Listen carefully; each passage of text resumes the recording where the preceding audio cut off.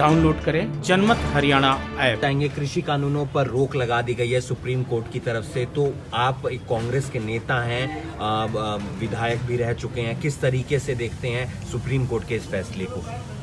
देखिए, supreme court का मैं धन्यवाद करता हूं कि उन्होंने अपने फैसले में और फैसले से पहले जो ऑब्जर्वेशंस की उसमें स्पष्ट रूप से था कि किसानों की मांगों के प्रति सुप्रीम कोर्ट ने संवेदना दिखाई। सुप्रीम कोर्ट को कोई जवाब सरकार नहीं दे पाई। सुप्रीम कोर्ट ने पूछा, ये बुजुर्ग, महिलाएं, बच्चे ठंड में बैठे हैं, तो आपने क्या किया, क्यों नहीं इनसे डायलॉग की बात? तो मैं, जहाँ तक सुप्रीम कोर्ट का सवाल है, सुप्रीम कोर्ट ने इंटरवीन किया है, इन कानूनों को रोक लगाई है, तो कहीं ना कहीं ये बात जो किसानों की है, कह रहे हैं जो कि ये कृषि कानून किसानों के खिलाफ है, इस बात पर एक सुप्रीम कोर्ट की मोहर सी लग गई है। हालांकि अंतिम फैसला भी होगा, लेकिन रोक लगाना इटसेल्फ इस बात को दिखा रहा है कि सुप्रीम कोर्ट ने ये अप्रिशिएट किया है, इस बात को पहचाना है कि सरकार ने जो कानून बनाए वो गलत है और उनको तो दोबारा विवेचना उन पर होनी चाहिए, उन पर दोबारा चर्चा होनी चाहिए।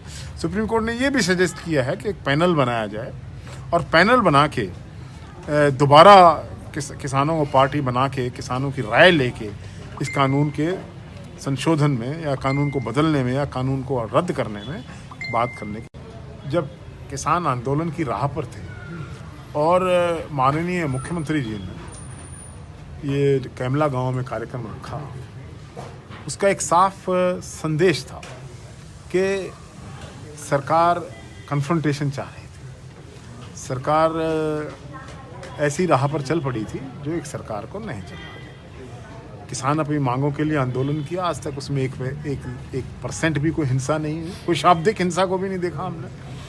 ऐसी परिस्थिति में चीफ मिनिस्टर का ये जिद करना कि मैं अगर महापंचायत कर देते तो बुलाते, इनसे जो आंदोलन पर बैठे हैं उनसे ही बात क्यों नहीं कर लेते, आप महापंचायत कर। और वहाँ पर गांव के लोगों को लाठियां देकर उन्होंने जिस प्रकार हिंसा भड़काने की कोशिश की है, भारतीय जनता पार्टी के लोगों ने खुद हिंसा को भड़काने में ये जो कुछ भी हुआ है, इसके लिए स्वयं सरकार और भारतीय जनता पार्टी, उनके विधायक और उनके कार्यकर्ता और उनके समर्थक लोग जिम्मेवार हैं।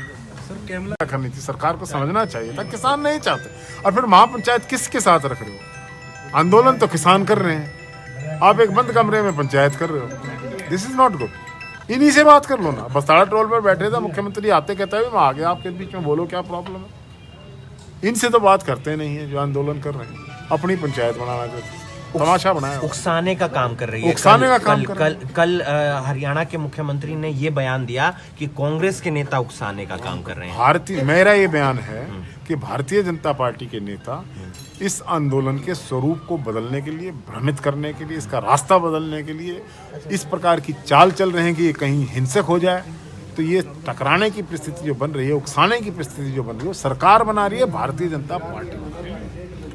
इस बारे में मैं कोई कमेंट करूं उससे पहले आज माननीय विधायक अभय चौटाला जी का बयान छपा है, उसमें लिखा है उन्होंने कि ये हमारे परिवार पर, मेरा ये चाचा रंजीत सिंह और ये कलंक है, देवीलाल जी के नाम पर कलंक हैं ये लोग। तो जब उनके परिवार के लोग कह रहे हैं इतनी बड़ी बात, तो मैं अपने मुंह से क्या कहूँगा? उनको खुद नहीं पता। जो लोग किसानों के मसीहा होने का दावा करते हैं, चौधरी देवीलाल के वंशज होने का दावा करें, और आज किसानों पर लाठियां चल रही हैं, किसानों को बर्बाद करने की कोशिश हो रही है और वो लोग चुप बैठे हैं। ठीक, बड़ी मुश्किल से राज में साझा मिला है, राज की खाज मिटा रहे हैं। पर नाटक है। अभय चौटाला अगर सरकार के खिलाफ है तो कांग्रेस अविश्वास प्रस्ताव लेकर आएगी, सरकार को गिराने में हमारा सहयोग दें।